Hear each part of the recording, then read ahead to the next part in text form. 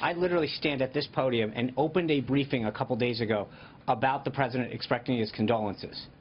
I literally opened the briefing about it. So for you to sit there and say, I know, so why are you asking why he didn't do it when I literally stood here and did it? You're equating me addressing the nation here in a tweet? I mean, that's the silliest thing I've ever heard. It's just silly. Joining me right now with her reaction to all of it, pollster Lee Carter. Lee, what do you think of Sean Spicer and how he's treating reporters? He had to get a little tough there. Is this the right tone right now? Look, I do not envy his position at all, but I feel like he's got to relax a little bit and empathize with the questions that are coming at him. I get that it's a frustrating job. It's got to be so hard. But he seems like he's always on the defensive, always reacting. And you just want to feel him just relax a little bit so that you can be more approachable to what he's hearing. I mean, when you test the kind of language that he's using, it's very, it feels like he's very rigid and defensive. In his defense, it's got to be frustrating. To your point, I mean, you've got all these reporters attacking you on something that you've already laid out. In this particular case, we were talking about Judge Gorsuch and his comments that he made this morning, and the press was sort of trying to pin Sean Spicer in a corner, effectively saying, their message was Donald Trump should not have tweeted what he tweeted about the judge in Seattle. And Judge Gorsuch, they would like to say, knows that as well, and that's the reason why he hit back, allegedly, this morning. What Sean Spicer was trying to convey was that, look, he was talking sort of in broad strokes. Judge Gorsuch was talking about, no, it's not good to criticize judges or the judicial system, but he was not talking specifically about this incident. And it felt like we were just getting bogged down in the minutia. I mean, how is any of this, by the way, all that relevant? It's not. See, I think the whole bottom line is, I think if Sean Spicer could just seem like maybe he was just having a little more fun with it. Maybe it was like, come on, this is ridiculous. We should be talking about the issues. Let's focus back on this instead of just being like, this is just plain silly. It just seems like he's... Well, to get back to the issues for a minute, we did hear our very own Blake Berman, our reporter here from Fox Business, talk about tax reform.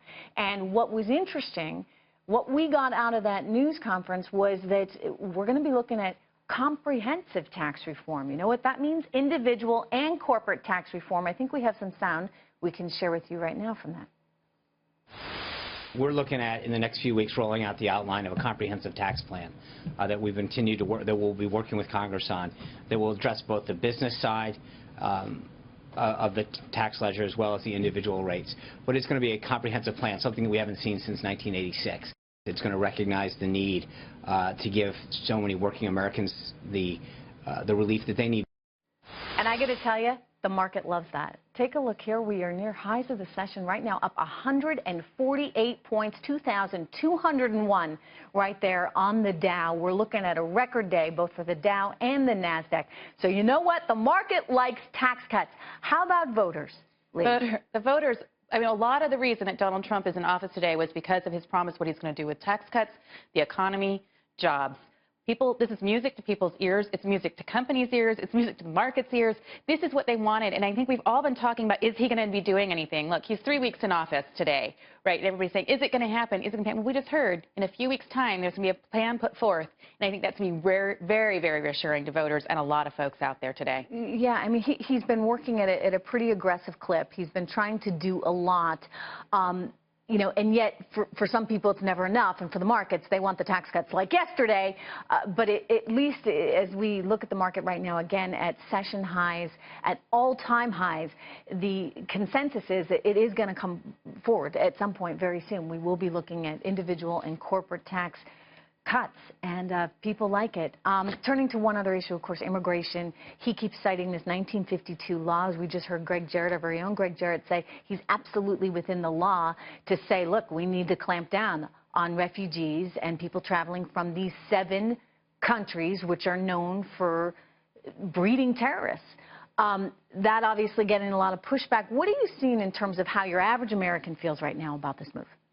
So the average American, we're seeing that the polling numbers, actually more people are in favor of what's happening on immigration and tighter immigration than not. The problem is that the people who are opposed to what's happening are more vocal. They're more loud. They're angry. They're afraid. There are a lot of things. But what's interesting is there's also global polls which are saying that more than half of people around the world believe that what the United States is doing is the right thing to do. 55% of people in 10 different countries are now saying, we think this is the right thing to do. And those are people in Europe who have more experience with the refugee community than even we do. In other words, they've seen all the challenges that it has certainly brought over there. I wonder, too, Lee, to a certain extent, if people are reluctant to say, no, I don't want any more refugees coming in, because it's so politically incorrect. It is. And you know, all throughout the election cycle, we saw people were afraid to say out loud what they felt. I think this is an issue. It's very, very polarizing. And it's become, you're not a humanitarian if you're going to say this. But the bottom line is this. I see this as a message fail more than a policy fail. We put a 90-day pause while we're trying to come up with ways that we can make sure that we're really safe when we're bringing these folks in. That's all that's been implemented. Nobody is saying, let these people go. Yeah, you would think the president would have the right to do that. Anyway, Lee Carter, thank you so much. Good to see you.